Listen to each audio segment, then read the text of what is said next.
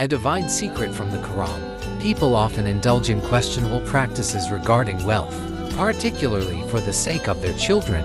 They think, our children are young, our daughters need to be taken care of. If we don't amass enough wealth, what will happen to them? The Quran highlights this human tendency and addresses this concern explicitly, offering a profound solution.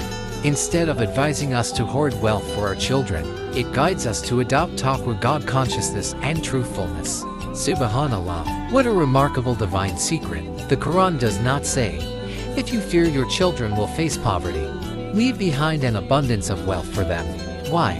Because wealth is not a guaranteed solution. It can be lost, squandered, or even become the cause of moral downfall and destruction. Instead, the Quran advises, if you fear your children will face poverty, adopt taqwa, follow the Sharia in all matters, and live truthfully. Your actions will ensure, by the will of Allah, that your children will not become dependent on anyone.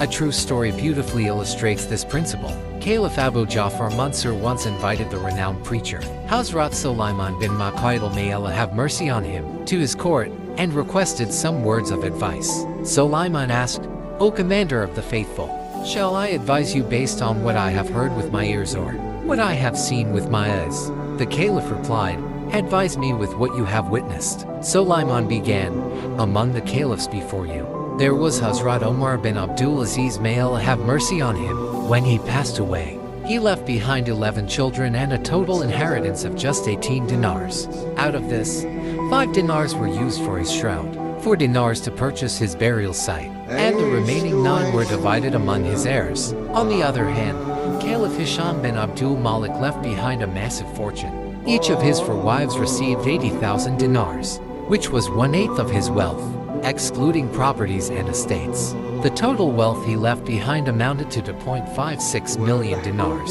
Sulaiman continued, despite this, I have seen that one of Hazrat Umar bin Abdul Aziz's sons funded 100 warriors in the path of Allah in a single day, equipping them with horses and weapons. Meanwhile, one of Hisham bin Abdul Malik's sons was begging in the marketplace. Indeed, those who manipulate wealth for their children, indulge in forbidden practices, or feed their families with unlawful earnings will face severe consequences.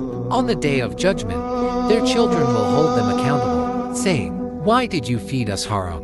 Why did you leave us a legacy of sin? This is a profound reminder that taqwa, not wealth,